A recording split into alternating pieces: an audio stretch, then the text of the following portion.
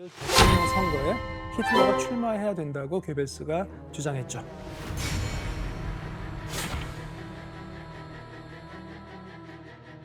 하지만 히틀러는 대통령 선거에 나가는 것을 원치 않았습니다. 왜죠? 그러니까 여러 가지 계산이 있었을 텐데요. 선거에 출마해도 승산이 없다고 생각했을 것 같습니다. 아직 때가 이르다. 아직 이르다. 예. 하지만 괴벨스 입장에서는 대통령 선거에 출마하는 것 자체가 히틀러의 정치적 입지를 다지고 대중의 지지를 강화할 수 있다고 판단한 거죠. 인지도를 늘릴 수 있잖아요. 그렇죠, 그러네요. 그렇죠. 지더라도. 그렇지더라도. 그래서 그는 내키지 않은 히틀러를 2주 동안 끈질기게 설득했고요. 결국 히틀러의 대통령 출마 허락을 받아내게 되죠. 오. 그래서 괴벨스는 히틀러를 대통령으로 만들기 위해서 이제 선거 전에 굉장히 공을 들이죠. 어떻게 할 수 있었을까? 우선 연설장에 가지 않아도 히틀러의 연설을 들을 수 있겠는데요. 그러니까 바로 작은 편지 봉투에 들어갈 정도로 작은 사이즈의 연설 음반 5만 장을 거리에 뿌렸죠. 음반을 연설 음반? 음반을. 와. 그리고 히틀러를 부족함 없는 지도자로 이미지 메이킹 하려고 10분 분량의 영화를 촬영해서 독일 대도시의 광장이나 영화관에서 상영했죠. 와. 괴벨스는 당시 유럽 최초의 초현대식 항공 유세를 했습니다. 이미지를 또 잘 활용했네요. 국회의원 뽑는 총선거에서 나치당이 드디어 제1당으로 올라서게 되는 거죠. 네. 괴벨스의 판단이 맞았네요. 그렇죠, 그렇죠. 제1당이 된 나치당은 총리직을 요구했어요. 결국 1933년, 그러니까 이듬해 1월 힌덴부르크 대통령은 히틀러를 총리로 임명합니다. 와. 진짜 총리가 되는구나. 야, 괴벨스 플랜이야. 그렇죠. 맞아, 그렇죠. 맞아. 그리고 이때 히틀러와 나치당은 독일 내 권력을 완전히 손에 쥐고 독재 체제를 구축할 수 있는 다시 없는 기회를 잡게 됩니다. 발단이 된 건 1933년 2월 27일 밤에 발생한 베를린 국회의사당 화재 사건이었죠. 화재를 낸 범인은 정신준화를 앓고 있는 공산주의자 마리누스 판데어 루페라고 하는 사람이었는데요. 야, 공산주의자 또 몰아가기 좋은 그러니까 분이네요. 얼마나 신나겠어요. 마리누스는 이 일이 자기 단독 범행이라고 주장했지만 사실 그것도 알 수 없지만 나치당은 공산주의자들의 조직적인 계획 범죄라고 몰아붙였습니다. 꼬투리 잡혔네요. 그렇죠, 그렇죠. 호툴이 진짜 그렇죠. 잘 잡는 것 같아요. 괴벨스는 결코 기회를 놓치지 않아요. 와. 그리고 히틀러는 대통령에게 비상사태를 선포해야 한다고 설득했죠. 힌덴부르크 대통령에게. 이후 히틀러와 나치당은 대통령을 회유해서 국민과 국가의 보호를 위한 법에 서명하도록 하면서 전권위임법을 제정한 겁니다. 이 전권위임법이라고 하는 건요. 국가 비상시에 국회가 나치 행정부에 입법 권한을 넘겨주는 법이죠. 안 돼. 네. 근데 그 불법이 이제 합법이 되는 거잖아요. 그렇죠. 법을 만들 수 있으니까. 와. 일당 독재의 완성이네요. 오, 그쵸. 그러네요. 최악이야. 그러니까 역사학자들은 히틀러가 사실상 독재 체제를 구축한 이때부터를 나치 독일이라고 부르게 됩니다. 그렇다면은 나치당의 지배 아래 놓인 독일에서 괴벨스는 어떻게 됐을까요? 아주 뭐 승승장구잖아요. 그렇죠. 그러니까 괴벨스는 국민계몽선전부의 장관으로 취임하게 됩니다. 네. 그러니까 이 부서는 히틀러가 괴벨스를 위해서 새로 만든 부서였어요. 그리고 선전장관이 된 괴벨스에게는 언론에 대한 확고한 신념이 있었습니다. 그게 뭐였는지 규현 씨 읽어주실래요? 언론은 정부의 손 안에 있는 피아노가 되어 정부가 연주해야 한다. 와, 소름 끼친다. 최악이다. 진짜 우리가 생각하는 언론의 역할 정반대. 정반대죠. 그죠? 소름 네. 끼친다. 네. 와, 이런 사람이 그리고 이때 나치당에게 반대하는 모든 언론은 폐간시켜버리고 매일 정오에 언론사 회의를 소집해서 보도 지침을 하달했죠. 뿐만 아니라 나치 독일의 총통이 된 히틀러는 나치당의 이념을 국민들에게 알리고 대중의 지지를 강화하는 방법을 이제 고민하기 시작하죠. 그래서 괴벨스는 곧 다음 작업에 착수했어요. 그러니까 모든 독일의 국민이 히틀러를 신으로 이제 숭배하기 위해서 작업에 돌입하는데 그 방법은 신문물을 활용한 세뇌였어요. 괴벨스가 히틀러 신격화에 활용한 건 일단 라디오였습니다. 라디오 방송. 네. 괴벨스는 더 많은 독일인이 히틀러의 연설과 나치의 사상을 들을 수 있도록 일명 국민 수신기라고 불리는 저렴한 라디오를 제작해서 보급했죠. 저렇게 생겼었어요? 그리고 사람들이 지루해하지 않도록 라디오 방송의 70%는 음악하고 나머지 30%를 나치의 선전 연설로 적절히 구성했어요. 장문 선생님, 근데 라디오를 듣는 게 세뇌에 좀 도움이 될까요? 요즘처럼 일반적으로 생각하면 그게 쉬운 건 아닌데요. 괴벨스는 세뇌를 위해서 여러 가지 방법을 고안을 해냈습니다. 독일 가정에 900만 대 이상의 라디오를 보조금을 줘가면서까지 보급을 했고, 그다음에 선전 연설에 집중을 할 수 있도록 연설 방송 시작하기 전에 어떤 시그널을 줬어요. 어떤 소리인지 한번 들어볼까요? 네. 어? 9시 뉴스를 시작하겠습니다. 그렇죠. 이 소리가 나오면 사람들이 이제 연설 나오겠구나 하고 집중하고 기다리게 되는 거예요. 우리도 이거 썼는데? 맞아요. 저도 KBS에 있을 때 라디오 뉴스 정각에 하기 전에 저거 듣고 바로 멘트 시작했었어요. 독일 뉴스도 계속 그거 네네네. 제가 어릴 때까지만도 그거 계속 네네. 썼었어요. 네. 그래서 라디오에서 반복적으로 강조하면서 히틀러 사상을 들려주면 어느 순간에 사람들은 동조를 하고 맞다고 생각하게 되는 거예요. 마치 우리가 파블로프의 개에서 종치면 나중에 침 나오잖아요. 음식이 없어도. 조건 그런 반사. 그렇죠. 조건 반사 비슷한 반응을 하게 되는 거죠. 그러니까 히틀러의 중요한 연설이나 발표가 있을 때는 각 가정뿐만 아니라 모든 사람이 들을 수 있도록 공공장소나 공장, 사무실, 학교, 심지어 레스토랑에까지 확성기를 설치했다고 합니다. 독일 국민들은 히틀러의 연설에 더 쉽게 세뇌당할 수밖에 없었던 거죠. 그렇다면은 나치는 또 어떤 신문물을 활용했을까요? 히틀러의 나치는 독일 전역에 도로를 깔기 시작했는데 설마. 말도 안 돼. 아우토반입니다.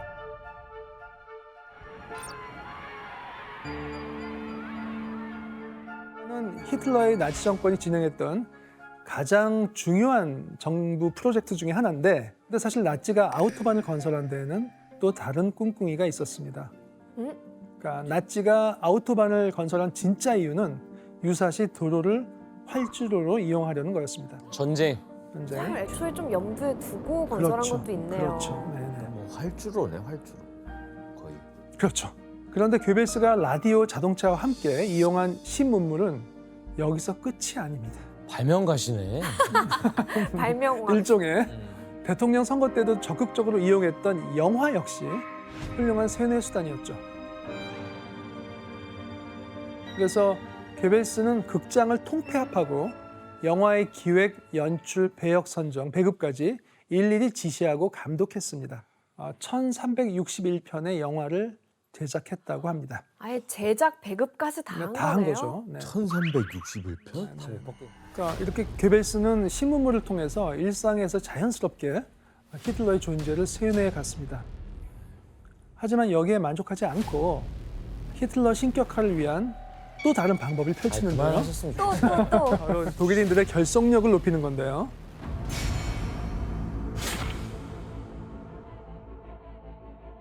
괴벨스는 청년들의 결속력과 유대감을 높이는 것도 중요하게 여겼는데, 이를 위해서 활용한 것이 군복이었습니다. 나치 군복이 따로 있는 거예요?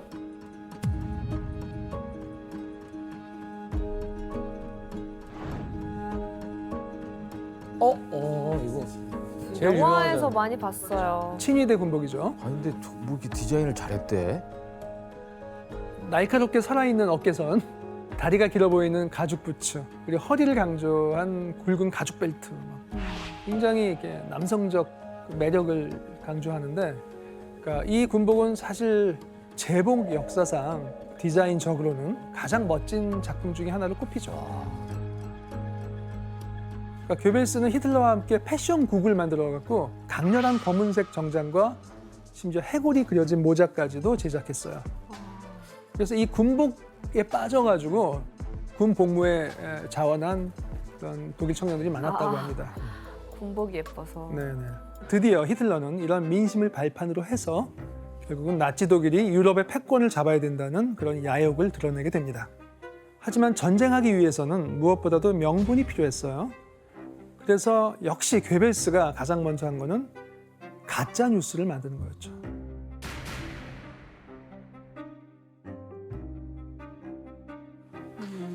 그러니까 괴벨스는 독일의 첫 번째 목표인 폴란드를 두고 독일 국민들이 폴란드를 증오하도록 만드는 가짜 뉴스를 퍼뜨려요.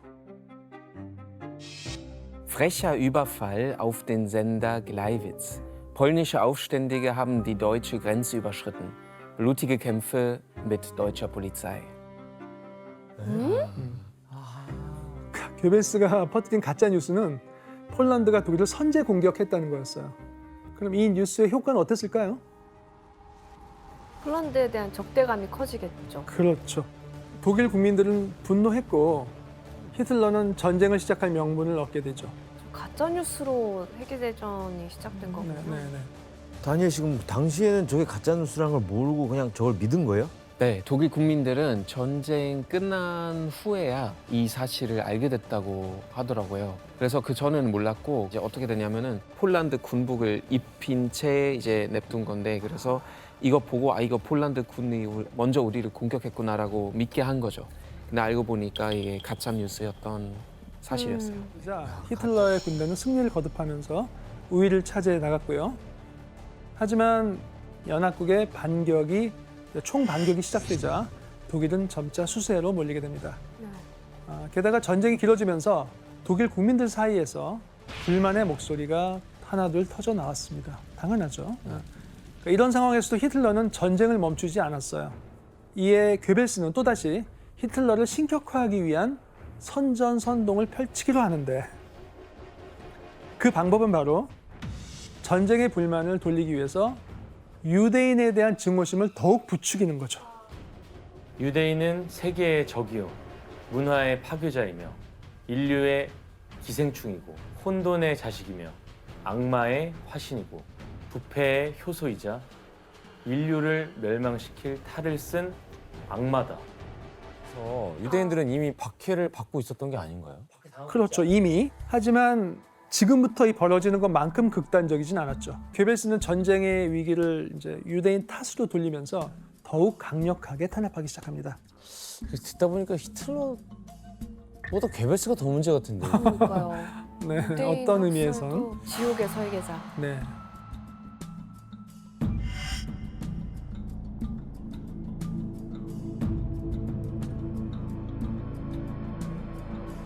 그리고 이때 괴벨스는 1941년 9월부터 유대인을 식별해서 대놓고 차별하기 위해서 유대인 배지인 다윗의 별을 달고 다니도록 강제했어요. Wer dieses Zeichen trägt, ist ein Feind unseres Volkes. 이런 다윗의 별을 달면 누구나 유대인을 쉽게 구별할 수 있게 되고 독일을 위기에 빠뜨린 적으로 간주해서 차별할 수 있게 한 거죠. 그러니까 낙인이네요, 어떻게 보면. 그렇죠, 그렇죠. 교수님 그럼 다윗의 저 별을 이렇게 단 유대인들은 네네네네. 어떤 대우를 받고 어떤 차별을 받는 거예요? 그러니까 식당이나 극장 같은 공공장소 출입이 제한되고 그리고 학교에서도 퇴출당하고 그리고 길거리에서도 직접적인 폭력이나 괴롭힘의 대상이 됐죠.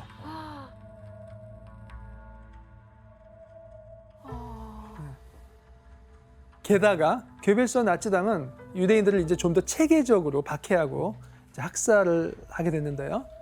이미 1935년에 제정한 유대인 차별법인 뉘른베르크 법이라는 게 있었거든요. 이제 그것을 빌미로 해서 유대인 대량 학살을 시행하게 된 겁니다. 근데 유대인 학살하면 히틀러만 생각이 났었는데 네네네. 사실 이게 괴벨스가 히틀러 눈에 들려고 더 악랄하게 유대인 학살했다는 거잖아요. 그렇죠. 너무 소름이다. 네. 그러니까 뭐 그것을 뭐 괴벨스만이 원흉이다 이렇게 얘기할 수는 없겠지만은 굉장히 그것이 더 극렬화되는데 기여한 것은 맞죠. 홀로코스트라는 말을 우리가 많이 쓰잖아요. 이제 이것은 그리스어를 조합한 합성어인데, 그러니까 우리말로 굳이 번역하면은 짐승을 통째로 태워서 제물로 바치는 제사를 의미하죠. 비유적인 표현이죠. 그러니까 뭐 이런 식으로. 네. 어떡해.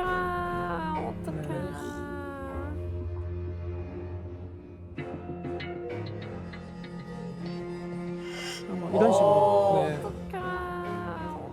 600만 명에 이르는 유대인이 인종 청소라는 명목하에 희생됐습니다. 서울 인구의 절반을 태워버린 거죠. 그러니까 미쳤어. 광기죠. 인간의 광기가 어디까지 갈 수 있는지를 극단적으로 보여줬다는 점에서 홀로코스트는 결코 지워질 수 없는 사건이죠. 괴벨스를 더 알려야 될 것 같아요. 이 진짜 나쁜 사람인데 이 사람. 그러니까요. 그렇죠. 히틀러만 계속했었는데. 하지만 히틀러를 신으로 만들려는 괴벨스의 노력에도 불구하고 전황은 나치 독일에게 불리해져만 갔습니다. 1943년이 되자 독일은 영국, 미국, 소련과 각각 대치하면서 세계의 전선을 유지하고 있었는데요. 그러니까 당연히 이제 독일의 전력이 분산될 수밖에 없었고요. 신기하다. 전 세계랑 싸워볼 생각은. 그러니까 좀 공격을 막아야 했기 때문에 상황은 당연히 점점 더 어려워졌고요. 괴벨스는 독일인들의 분노와 증오를 부추기면서 그러니까 이 위기를 극복하기 위해서는 모든 국민이 목숨을 바쳐 전쟁을 지원해야 된다고 주장했죠. 총력전이라는 것은 그러니까 전쟁 수행에 꼭 필요하지 않은 사업은 모두 폐쇄하고 여성도 노동자도 징집하고 군 면제자까지 입대시키는 특단의 조치를 취한 것을 뜻합니다.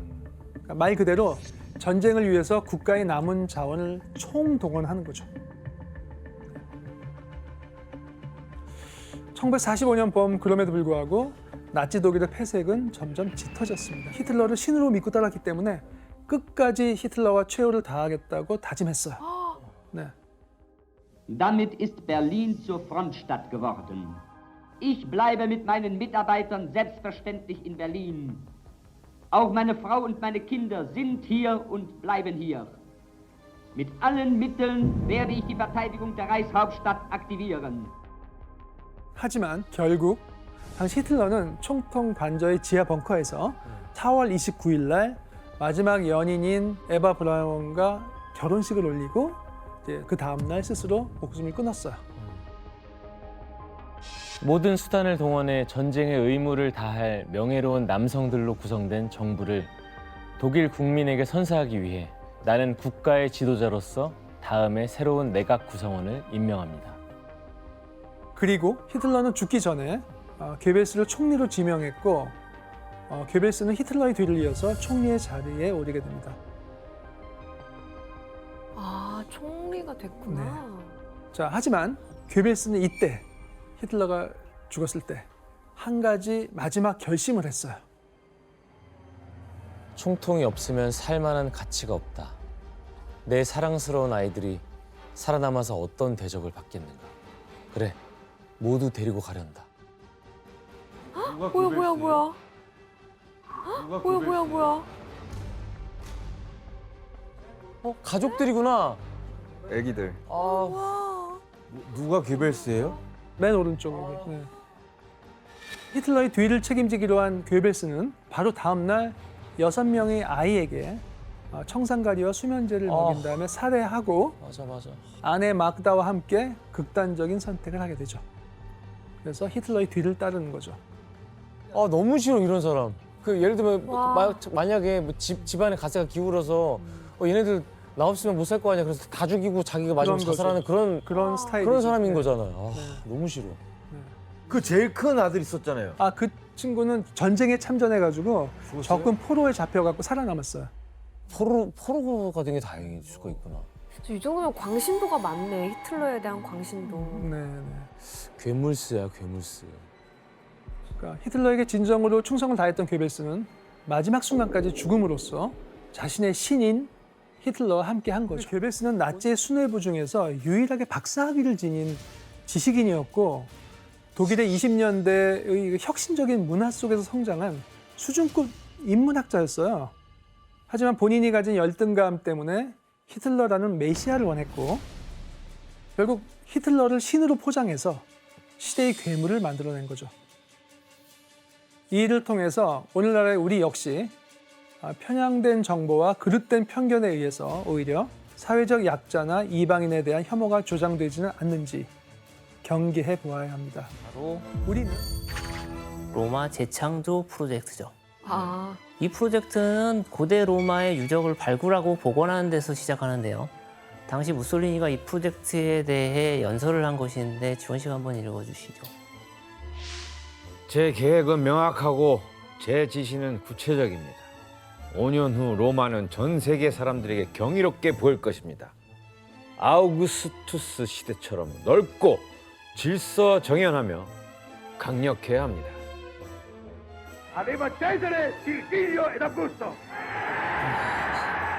와.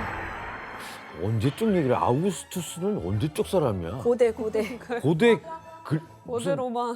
그때 사람 얘기를 무슨 이때부터 무솔리니는 고대 로마의 중심지였던 로마 포럼, 잠깐만, 저 엄청 유명한 거잖아, 로마에 있는.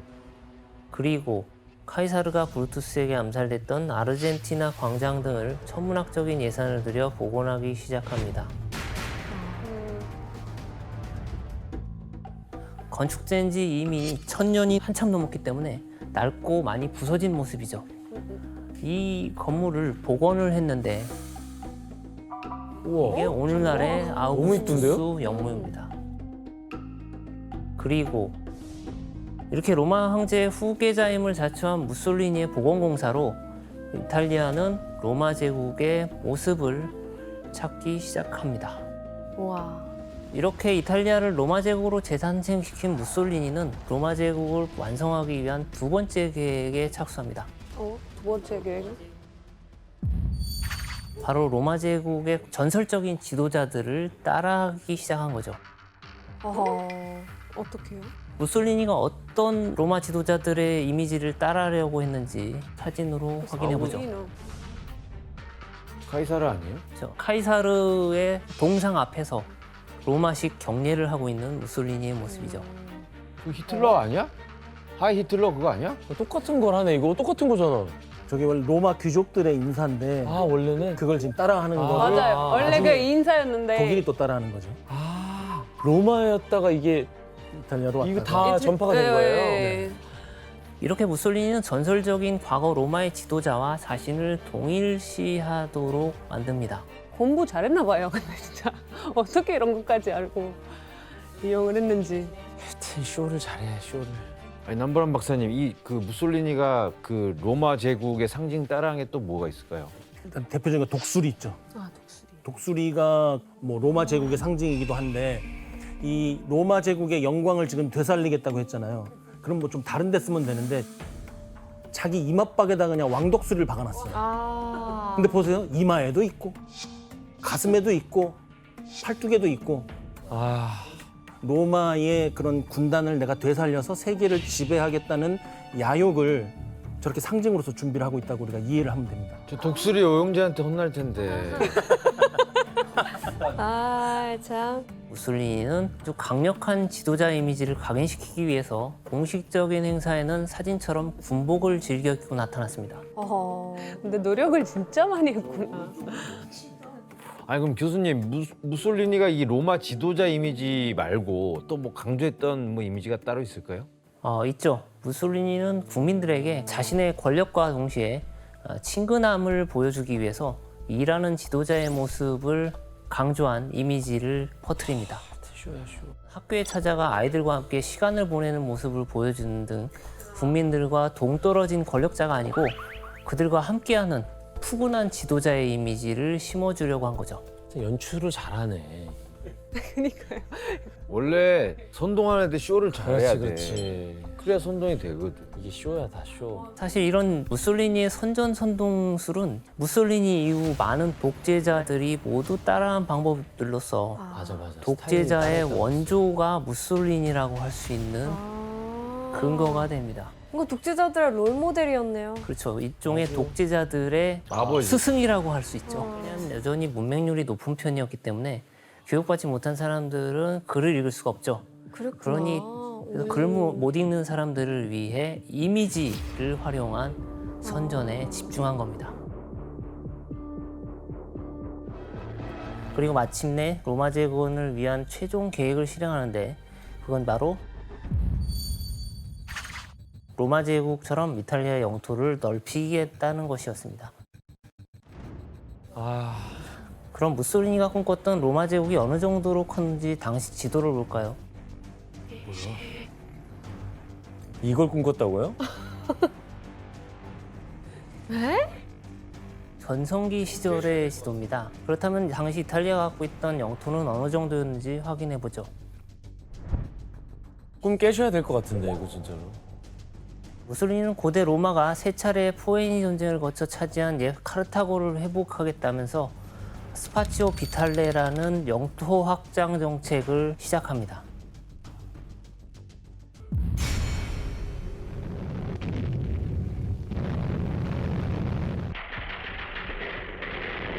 도와주겠네.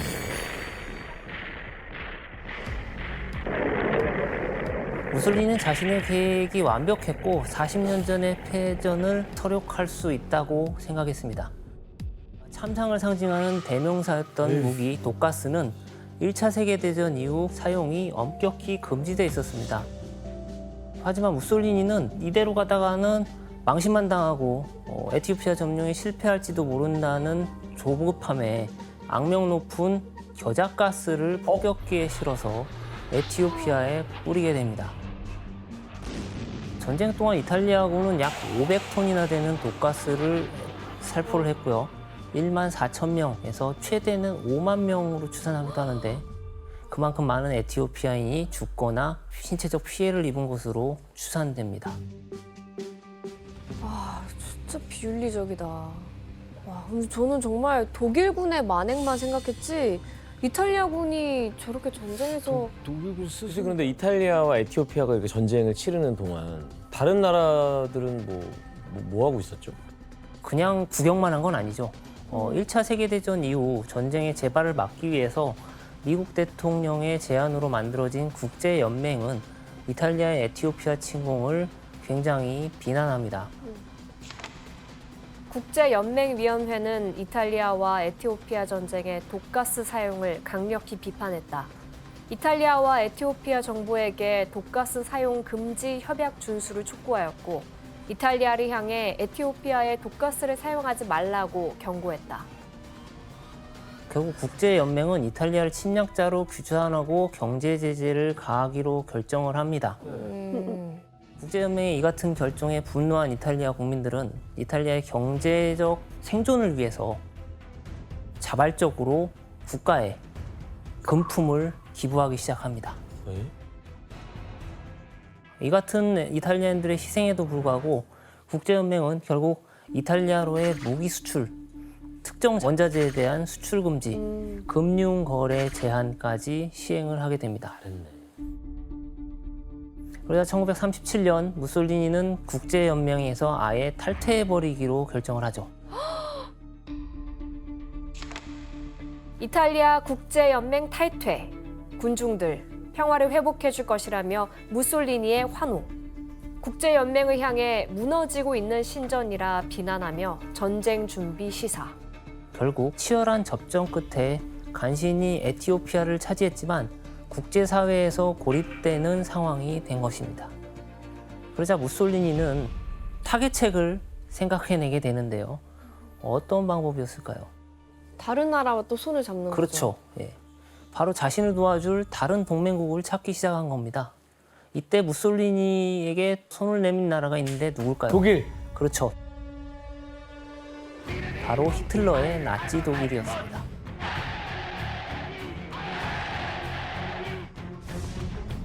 사실 히틀러는 아주 예전부터 무솔리니의 행적을 지켜보면서 무솔리니를 동경했다고 합니다. 맞아, 무솔리니 팬이었다고 들었어요. 네. 끼리끼리 만나는 거죠 이제. 팬이었죠. 두 사람은 서로의 국가를 방문해서 몇 번의 만남을 가진 적도 있는데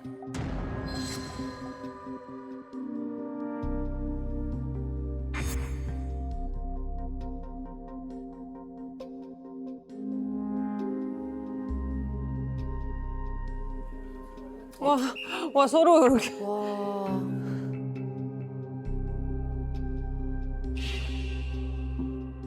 저러고 싶을까? 너무 비슷한데요? 그죠. 분위기.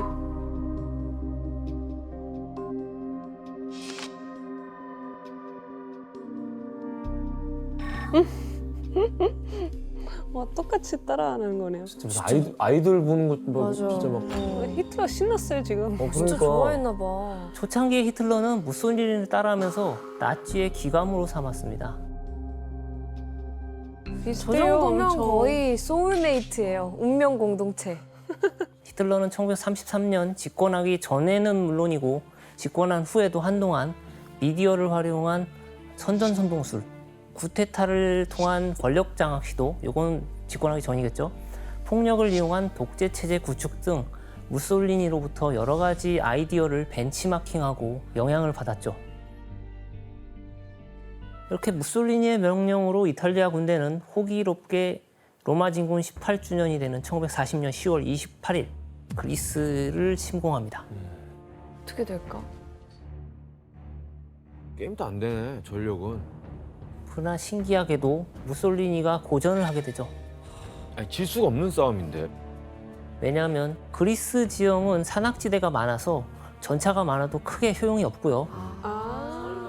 무솔리니가 괜히 10월 28일을 고집하는 바람에 기상이 악화되어서 군사작전을 수행하기 어려웠기 때문입니다.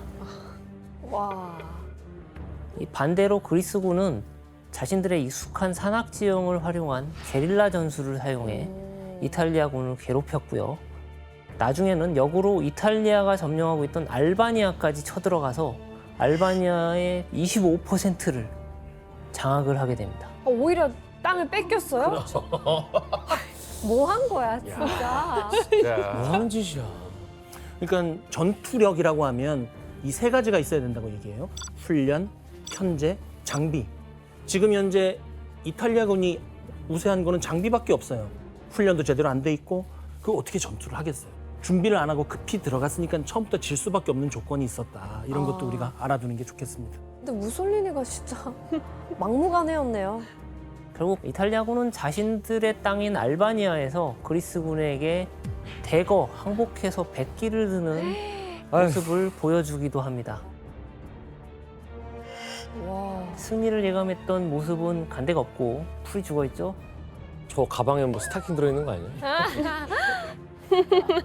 아, 진짜 굴욕이다, 이탈리아. 어떡해. 여기서 되게 굴욕이었다. 맞습니다. 결국 참패를 모면하기 위해서 또다시 독일군에게 도움을 요청할 수밖에 없는 굴욕적인 결과를 낳고 말았습니다. 결국 무솔리니의 지원 요청에 히틀러는 독일 군대와 폭격기를 지원해주게 됩니다. 이후 독일군을 파견하자 무솔리니가 6개월 동안 쩔쩔맸던 그리스를 독일군이 개입하고 겨우 3주 만에 아테네까지 점령하면서 전쟁을 끝낸 것이죠. 무솔리니 무능력이 너무 딱 여실히 드러나네. 그런데 문제는 이탈리아가 전선을 이렇게 여기저기 대책 없이 늘려가는 동안 이집트에 있던 영국군은 착실히 군사를 모아서 반격을 준비했습니다. 그리고 마침내 1940년 12월 9일 이탈리아를 향해 반격을 시작했는데요. 과연? 이 공격에 이탈리아군은 추풍낙엽처럼 무너집니다. 아휴. 이때부터 이탈리아군은 계속해서 후퇴하기 시작하고요. 기세를 몰아 영국군은 무려 이탈리아령 리비아까지 진격해 들어가게 됩니다. 리비아 땅도 뺏기는 거 아니야? 무솔리니가 계속된 전쟁에서 잇따라 경제적인 손실을 크게 입히자 이탈리아 국민들의 불만도 커지기 시작합니다. 그리고 무솔리니 권력을 뒤흔든 결정적인 사건이 발생하게 되죠. 무솔리니가 59세가 되던 1942년 12월 미국이 연합군 편으로 2차 세계대전에 참전하게 되죠. 그래서 연합국은 히틀러의 연약한 아랫배라고 불린 이탈리아를 공격해서 주축국으로부터 이탈리아를 이탈시키고 독일을 공격하겠다는 계획을 세웠습니다. 무솔리니는 자신의 총리직 해임 소식을 듣게 됩니다. 이때 무솔리니를 실제로 끌어내린 건 성난 국민도 아니고 군부 쿠데타도 아니었습니다. 바로 어제까지만 해도 무솔리니에게 빌붙어서 온갖 부귀 영화를 누리던 파시스트당의 지도부 인사들이었죠. 파시스트 국민당은 대세가 이미 결정됐다고 여기고 무솔리니에게 모든 전쟁 책임을 돌려 연합국과의 협상을 위한 제물로 삼기로 하죠. 그리고 1943년 7월 25일 파시스트 대평의회는 무솔리니의 해임을 결정했고 무솔리니는 국왕으로부터 직접 해임 통보를 듣습니다. 잘하는 짓이다 진짜. 그리고 나서 궁정에서 나오던 중 신병강호라는 명목으로 헌병들에게 체포됩니다. 아드리아나 씨, 무솔리니를 지지했던 당원들, 뭐 검은 셔츠단들은 뭐 어떻게 된 거예요? 일단 파시스트 단체는 침묵했고 그리고 검은 셔츠단은 이제 계속 함께 했었잖아요. 네. 브루투스가 가이사를 배신했던 것처럼 검은 셔츠도 무솔리니한테 이렇게 등을 돌렸다고 해요. 결국 1943년 9월 8일 이탈리아는 연합국에 항복을 하고 주축국에서 탈퇴합니다. 그렇다면 무솔리니의 몰락 소식을 들은 히틀러는 어떻게 반응을 했을까요? 진짜 전쟁은 빨리 속전속결로 해야겠다. 예상과는 달리 히틀러는 어제까지 동맹이었던 이탈리아를 공격하라고 북이탈리아에 있는 독일군에게 명령을 합니다. 이탈리아 공격하라고요? 그리고 히틀러는 즉각 무솔리니를 구출하라고 명령을 내리죠. 남보람 박사님, 히틀러는 왜 이렇게 사고만 치고 다니는 무솔리니를 구하라고 명령한 거죠? 본인으로서는 어쨌든지 간에 지중해 쪽을 책임져 줄 동료가 하나 있어야 되잖아요. 무솔리니 말고 크게 적임자가 없는 거예요. 두 번째는 이제 히틀러가 선전선동에 무솔리니를 어떻게 사용을 했어요. 연대와 지진을 보내는 파트너로서 선전선동을 했잖아요. 그 말을 자기가 뒤집을 수가 없어. 그래서 무솔리니를 울며 겨자 먹기로 구했다. 이렇게 판단하면 될 것 같습니다. 교수님, 그러면 히틀러는 무솔리니를 구출하는데 성공하나요? 독일군은 1943년 9월 13일에 무솔리니 구출 작전을 실시를 하고요. 결국은 성공을 하죠. 이후 무솔리니는 히틀러의 지령에 따라서 북이탈리아의 작은 도시 살로라는 곳으로 옮겨지고 이곳에서 파시스트 공화국을 재건하면서 히틀러 괴뢰국의 지도자로 앉게 됩니다.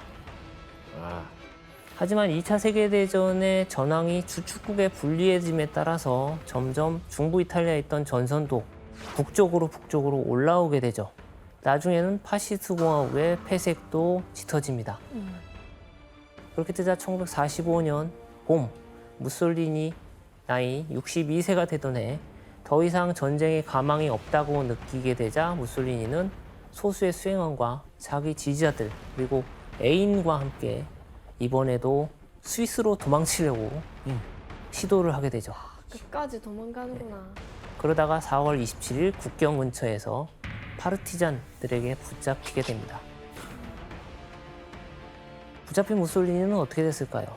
빌어요. 사형 당했겠죠. 이제 좀 혼 좀 나야죠. 다음 날 무솔리니는 애인과 함께 파르티잔들에게 총살됐습니다. 그의 시신은 밀라노로 옮겨져서 결국 최후를 맞은 것이죠.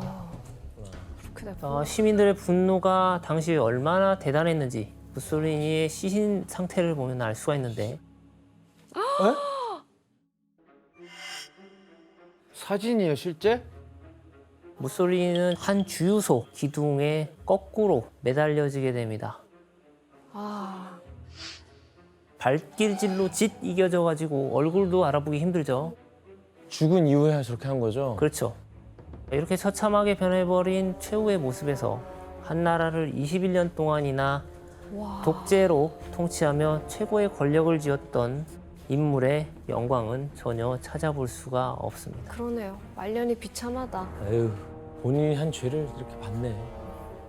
결국은 히틀러도 1945년 4월 30일 베를린의 지하 벙커에서 자살을 하게 됩니다. 이후 1945년 5월 8일 독일의 항복으로 길고 끔찍했던 2차 세계대전은 종전이 됐습니다. 한 사람의 좀 잘못된 생각으로 이 나라 전체 국민이 잘못된 길로 빠질 수도 있겠구나라는 생각을 그게 제일 크죠. 그렇죠. 무솔리니는 광기와 욕심으로 가득 차서 헛된 야망을 꾸면서 이탈리아는 물론 전 세계를 위태롭게 만들었습니다. 네. 지도자 한 사람의 과욕이 얼마나 큰 결과를 낳았는지 확인하는 시간이 됐기를 바랍니다. 변호사로서 흑인들을 위해 이렇게 묵묵히 활동해오던 만델라의 인생이 송두리째 뒤바뀌는 한 사건이 벌어지게 됩니다. 이 사건은 남아프리카 연방 역사에도 중대한 영향을 미치는데요. 바로 요하네스버그에서 벌어진 샤퍼빌 학살입니다. 당시 흑인들은 아파르테이트 이 정책 때문에 어딜 가든지 반드시 신분증을 소지해야만 했습니다.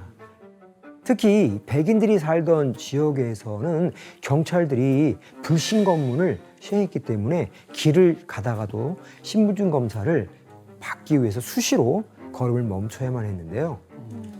만약 신분증을 분실하거나 두고 왔을 때는 벌금을 내거나 심하면 경찰서에 연행되고 폭행당하게 됐죠. 이처럼 부당한 차별에 저항하기 위해 1960년 3월 샤퍼빌의 흑인들이 경찰서 앞에 모여서 신분증을 태우며 사건이 시작됐죠. 그리고 신분증을 소지하지 않았으니 경찰들에게 자신들을 잡아가라며 시위를 한 것입니다. 그런데 이 시위가 처음에는 폭력적이거나 심각한 분위기가 아니었습니다. 네. 하지만 시위가 이어지면서 규모가 2만 명까지 확대되자 결국 경찰들은 흑인 시위대를 진압하기로 결정을 내리는데요. 당시 상황을 영상으로 한번 보시겠습니다.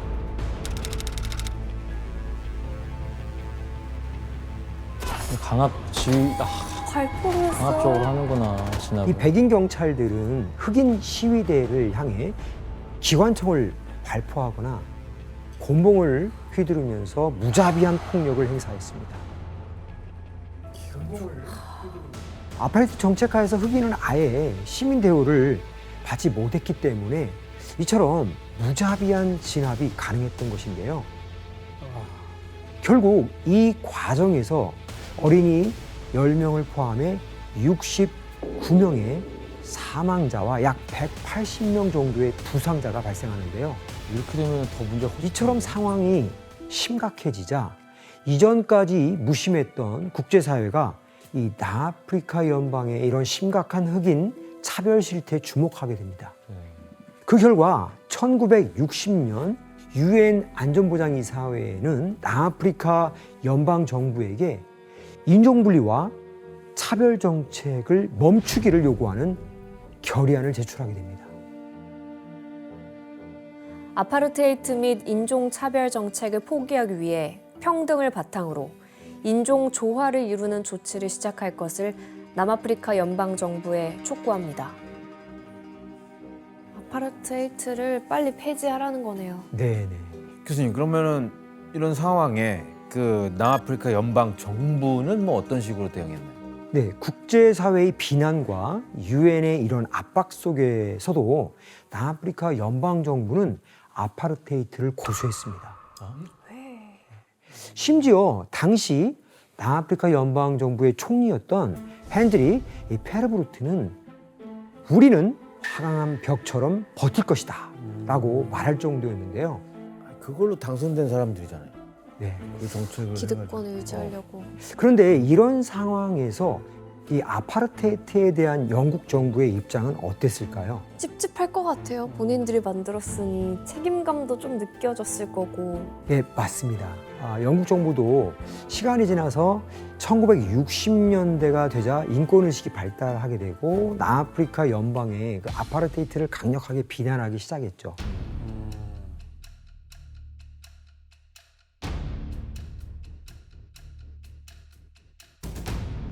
그러자 남아프리카 연방은 이에 대응해 1961년 5월 남아프리카 공화국을 설립하게 됩니다.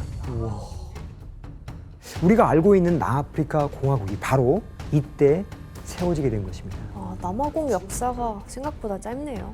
네, 이렇게 남아공이 국제사회와 적대하고 아파르테이트를 고수하자 누구보다도 분노한 인물이 있었으니 바로 앞서 설명드린 넬슨 만델라 씨. 만델라. 네, 맞습니다. 만델라는 고심 끝에 아파르테이트를 철폐하기 위해서 지금까지와는 전혀 다른 행동을 취하기로 결심하는데요. 네. 바로 흑인들과 함께 무장 투쟁에 앞장섰는데요. 이에 그는 1962년 44살의 나이에 민족의 창이라고 하는 뜻의 무장 조직을 설립합니다. 단체를 만들었구나.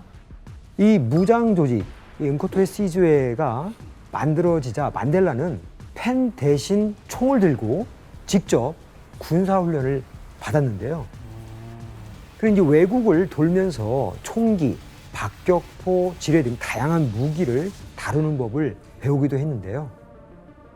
또 당시 무장투쟁을 통해서 흑인을 해방시키겠다는 이 만델라의 의지를 잘 알 수 있는 말이 있습니다. 수동적 저항의 시대는 끝났습니다. 비폭력은 헛된 전략이며 그걸로는 백인 정권을 전복시킬 수 없습니다. 폭력은 아파르테이트를 파괴할 수 있는 유일한 무기입니다. 살벌한데요? 네, 그렇죠. 이처럼 이 결연한 의지를 다진 만델라는 자신이 이끄는 민족의 창과 함께 남아공의 주요 시설들에 여러 차례 공격을 가하게 됩니다. 특히 이런 발전소와 송전탑, 관청 등의 폭탄들을 터뜨렸죠.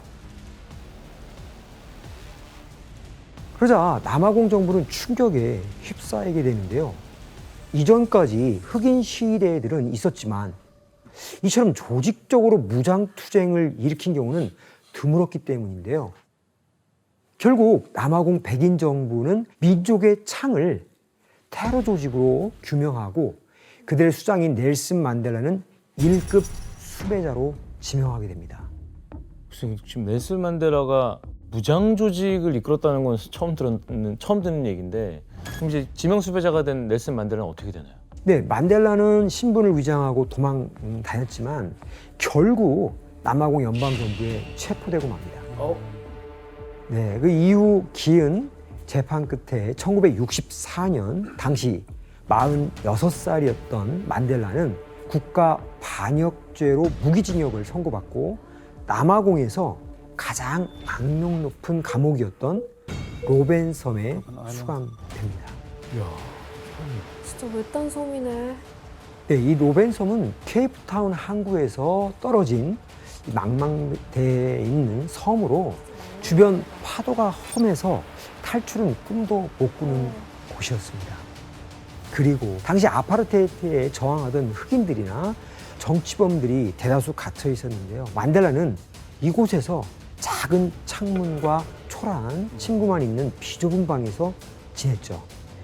이렇게 절망적인 상황 속에서도 만델라 역시 흑인 해방에 대한 의지를 꺾지 않는데요. 이를 위해 감옥에서 자신이 할 수 있는 일을 찾게 되는데요. 바로 편지를 통해 전 세계 주요 인사들에게 아파르테이트의 부당함을 알리는 것이었습니다. 편지. 이렇게 그의 이런 노력이 점차 알려지게 되면서 1980년 서양의 한 언론인이 만델라를 해방하라 라는 슬로건을 내걸게 됩니다. 옥중 편지가 효과가 있었나 봐요. 이를 계기로 유엔 안전보장이사회에서도 만델라 석방 캠페인을 여는데요. 그 결과 만델라는 1983년 유네스코에서 주는 시몬 볼리바 국제상을 비롯해 수많은 인권상을 받게 됩니다. 감옥에서요? 네. 와, 감옥에서 상을 받으셨구나. 그런데 이 만델라가 감옥에 갇힌 동안에도 흑인들의 투쟁은 끊이지 않았는데요. 그럼 당시 아파르테이트 철폐를 외치는 흑인들의 상황이 얼마나 처절했는지 한번 영상을 보시겠습니다.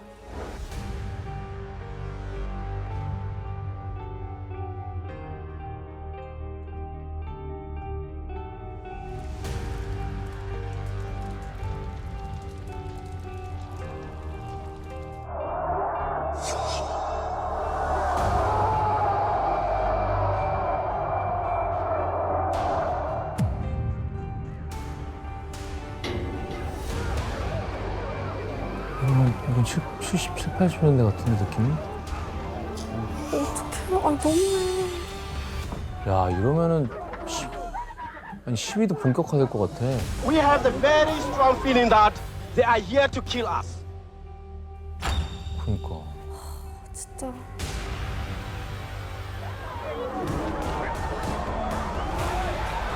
그 수감 생활이 길어지니까 빨리 해방시켜라고.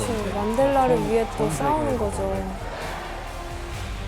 The freedom-loving people of this our tragic land, in the full confidence that you will carry on the struggle for freedom.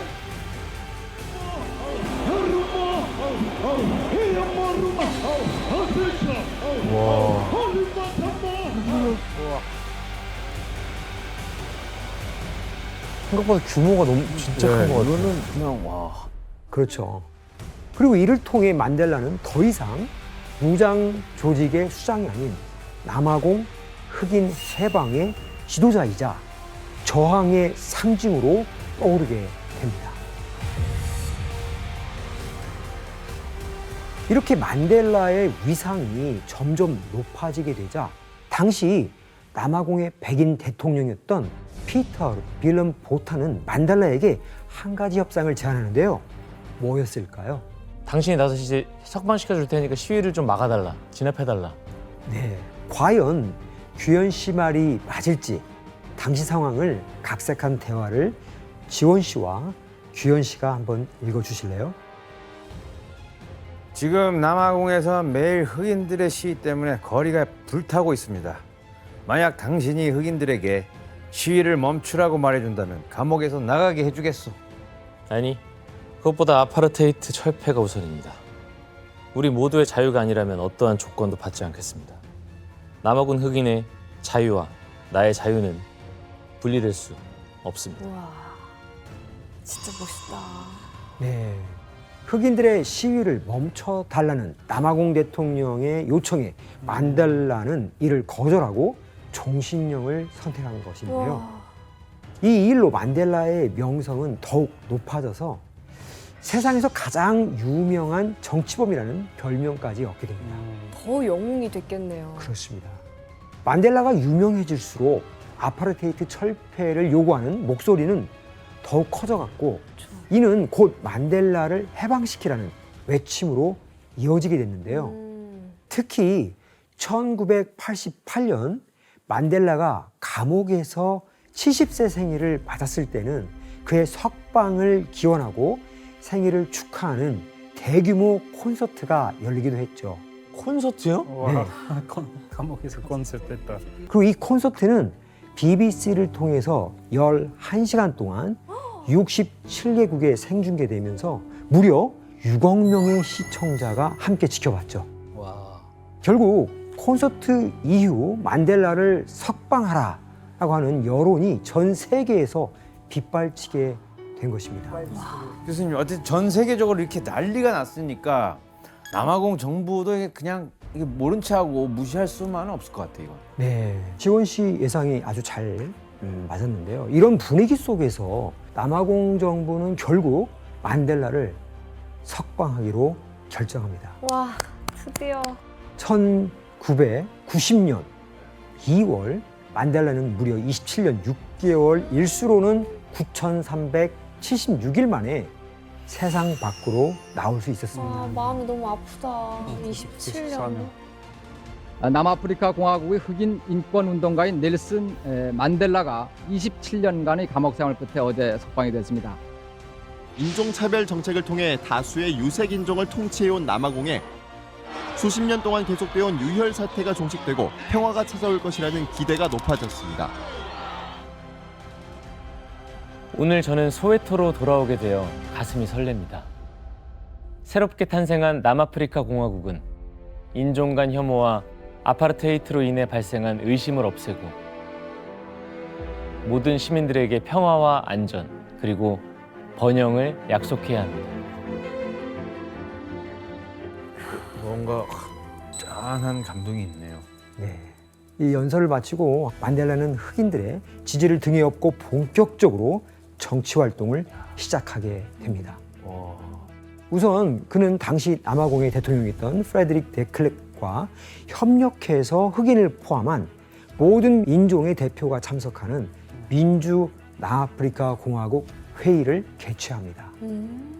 그리고 남아공에서 최초로 흑백 연합정부를 수립하는데요. 이때 흑백 연합정부에서는 새로운 헌법을 작성했습니다. 그중 가장 혁신적인 내용이 무엇이었을까요? 흑인의 인권을 투표권. 네, 바로 지금 교현 씨 지적해 주셨듯이 흑인들에게도 투표권을 부여하는 것이었습니다. 이 법안은 1993년 통과됩니다.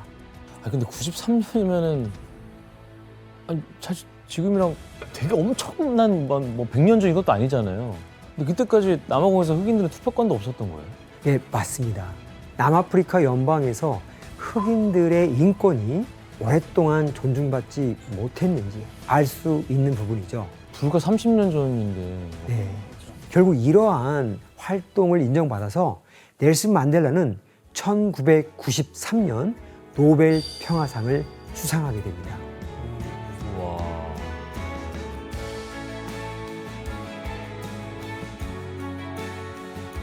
옆에 있는 사람이 만델라를 도왔던 남아공의 대통령 데클레르크입니다.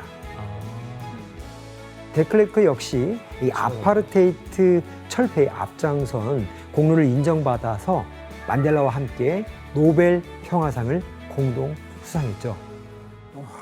그리고 마침내 1994년 4월 27일 남아공에서는 처음으로 흑인들도 참여하는 민주 총선이 열리게 됩니다.